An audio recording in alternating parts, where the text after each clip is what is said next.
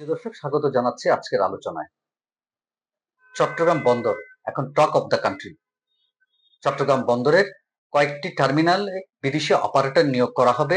সরকারি এমন সিদ্ধান্তের পর এখন অনেকটা আন্দোলন সংগ্রামমুখী হয়ে উঠেছে বিভিন্ন শ্রমিক সংগঠন, রাজনৈতিক দল, পেশাজীবী সংগঠন এবং ব্যবসায়ী সংগঠনের প্রতিনিধিরা।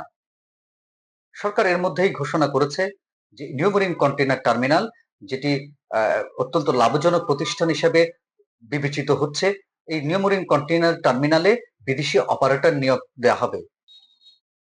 এই টার্মিনালটি ছাড়াও আরো একটি টার্মিনাল, যেটি ঢাকার অদূরে পানগাঁয়ে অবস্থিত, পানগাঁও যে টার্মিনালটি আছে সেটিও বিদেশি একটি প্রতিষ্ঠানকে ইজারা দেওয়ার কাজ শুরু করেছে বন্দর কর্তৃপক্ষ। সুইজারল্যান্ড ভিত্তিক একটি প্রতিষ্ঠান ম্যাডলক এসএ নামে একটি প্রতিষ্ঠান এই টার্মিনালটি তারা অপারেশনের জন্য তারা চুক্তি করতে যাচ্ছে সরকারের সাথে। ইতিমধ্যে সকল প্রক্রিয়া সম্পূর্ণ করেছে। এই দুটি টার্মিনাল ছাড়াও চট্টগ্রাম বন্দরের যে নির্মাণাধীন বে টার্মিনাল আছে, সেখানে দুটি টার্মিনালকেও বিদেশি অপারেটর নিয়োগ করা হচ্ছে। সেটি প্রক্রিয়া বন্দর কর্তৃপক্ষ শুরু করেছে। এছাড়া চট্টগ্রাম বন্দরের এনসিটি, যেটি নিউ মেরিন কন্টেইনার টার্মিনাল, সেই টার্মিনালে বিদেশি অপারেটর নিয়োগের প্রায় চূড়ান্ত পর্যায়ে। সংযুক্ত আরব আমিরাত ভিত্তিক প্রতিষ্ঠান ডিপি ওয়ার্ল্ডের সাথে বন্দর কর্তৃপক্ষ চুক্তি করার সমস্ত প্রস্তুতি এর মধ্যেই সম্পূর্ণ করেছে। সব মিলিয়ে চট্টগ্রাম বন্দরের আরো একটি টার্মিনাল আছে। চট্টগ্রাম বন্দরের আরেকটি টার্মিনাল সিসিটি, চিটাগং কন্টেইনার টার্মিনাল, এই টার্মিনালটিও বিদেশি অপারেটর নিয়োগের প্রক্রিয়া শুরু হয়েছে এবং বিদেশি যারা অপারেটর আছেন তারা আগ্রহ প্রকাশ করেছেন। এর আগে কেসিটি নামে আরেকটি টার্মিনাল বিগত সরকারের আমলে তারা বেসরকারি অপারেটরের কাছে ইজারা দিয়েছেন। সিসিটি যদি বিদেশিদের হাতে চলে যায়, সব মিলিয়ে প্রায় 6টি টার্মিনাল বিদেশি অপারেটর নিয়োগ করা হবে। এই 6টি টার্মিনালের বিদেশি অপারেটর নিয়োগ দেওয়া হলে বন্দরের কাছে থাকবে আরেকটি টার্মিনাল, যেটি জিসিবি নামে পরিচিত, জেনারেল কার্গো বার্থ।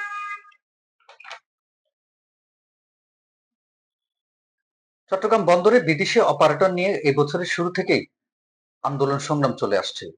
বিভিন্ন শ্রমিক সংগঠন থেকে শুরু করে রাজনৈতিক দল, পেশাজীবী সংগঠন, তারা এই বিদেশি অপারেটর নিয়োগের প্রতিবাদ জানিয়ে আসছে।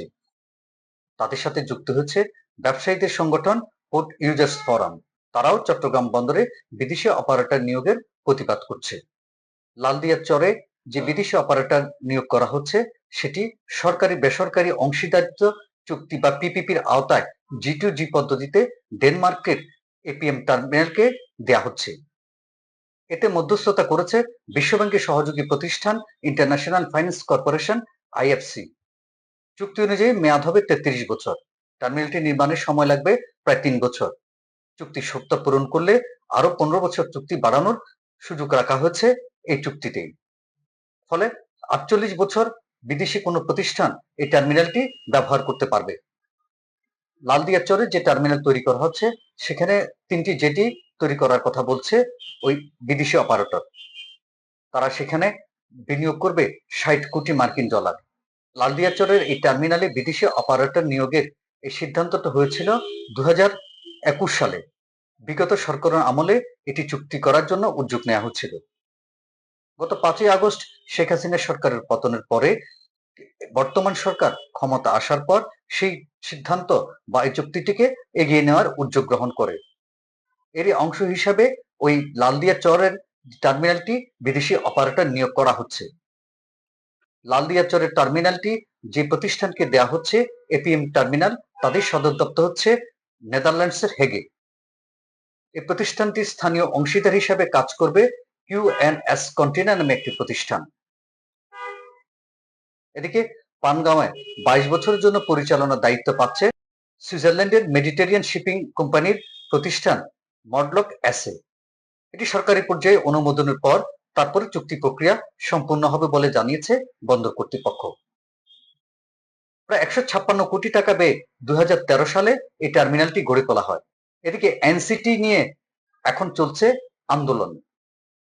শ্রমিক কর্মচারী ঐক্য পরিষদ, বন্দর শ্রমিক সংগঠন, বিভিন্ন রাজনৈতিক দল, পেশাজীবী সংগঠন এবং বন্দর যারা পরিচালনা করেন, বন্দর সংশ্লিষ্ট ব্যবসায়ীরাও পোর্ট ইউজার্স ফোরাম নামে তারাও এই চুক্তির বিরোধিতা করে আসছে। তাদের যুক্তিটা হচ্ছে যে ডিপি ওয়ার্ল্ডকে যে টার্মিনালটি দেওয়া হচ্ছে, নিউ মেরিন কন্টেইনার টার্মিনাল, এটি একটি অত্যন্ত লাভজনক সরকারের জন্য। বছরে প্রায় 13 লাখ টিইউএস এর বেশি কন্টেইনার এখানে হ্যান্ডেলিং হচ্ছে। এখন যে সক্ষমতা চলছে সেটি বছর শেষে প্রায় 17 লাখ ছুঁয়ে ফেলতে পারে।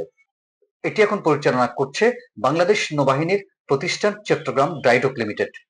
ড্রাইডক লিমিটেড সরকারের সাথে চুক্তি করে, 6 মাসের চুক্তি, ডিসেম্বরে শেষ হওয়ার কথা রয়েছে। আর ডিসেম্বরে ডিপি ওয়ার্ল্ডের সাথে সরকার এই এনসিটি পরিচালনার দায়িত্ব ছেড়ে দিতে চায়। একদিকে শ্রমিক আন্দোলন চলছে, রাজনৈতিক আন্দোলন চলছে, পেশাজীবীদের প্রতিবাদ চলছে, ব্যবসায়ীরা প্রতিবাদ করছে। অপরদিকে এই এনসিটিকে নিয়ে আবার উচ্চ আদালতে মামলাও হয়েছে। এবছরের জুলাইতে উচ্চ আদালতে যুব অর্থনৈতিক ফোরামের সভাপতি মির্জা ওয়ালিদ হোসেন একটি হাইকোর্টে রিট করেন। রিটের প্রেক্ষিতে আদালত প্রতিযোগিতামূলক দরপত্র আহ্বানের নির্দেশ কেন দেয়া হবে না তা জানতে চেয়ে রুল জারি করেন। আগামী 19 নভেম্বর এই রুলের শুনানি হওয়ার কথা রয়েছে। চট্টগ্রাম বন্দরে বিদেশি অপারেটর টার্মিনাল নিয়ে যে বিরোধ তৈরি হয়েছে, এই বিরোধ যদি আরো দীর্ঘস্থায়ী হয় তাহলে সে প্রভাব পড়তে পারে চট্টগ্রাম বন্দরে। আর মাত্র 2.5 মাস পরে দেশে সাধারণ নির্বাচন অনুষ্ঠিত হওয়ার কথা রয়েছে। সব ঠিকঠাক থাকলে 2026 সালের ফেব্রুয়ারিতে দেশে সাধারণ নির্বাচন হবে। সাধারণ নির্বাচনের মধ্য দিয়ে একটি সরকার গঠিত হবে, একটি স্বাধীন সার্বভৌম পার্লামেন্ট হবে। যারা সরকার গঠন করবেন সেই সরকারে এই বন্দর নিয়ে তারা সিদ্ধান্ত নেবেন, এমন কথাই বলছেন যারা আন্দোলনকারী সংগঠনগুলো।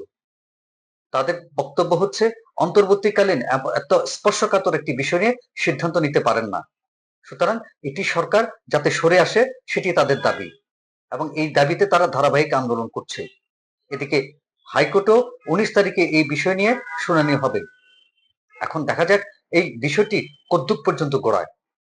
তবে বাংলাদেশের অর্থনীতিকে গতিশীল রাখার স্বার্থে এবং বন্দর কার্যক্রম সচল রাখার তার সাথে সরকার যাতে এমন কোনো সিদ্ধান্ত গ্রহণ না করে যেটি বাংলাদেশের অর্থনীতিতে গুরুত্বপূর্ণ প্রভাব ফেলতে পারে। আজ এ পর্যন্ত, আগামীতে কথা হবে অন্য কোনো বিষয় নিয়ে। সে পর্যন্ত ভালো থাকুন, সুস্থ থাকুন।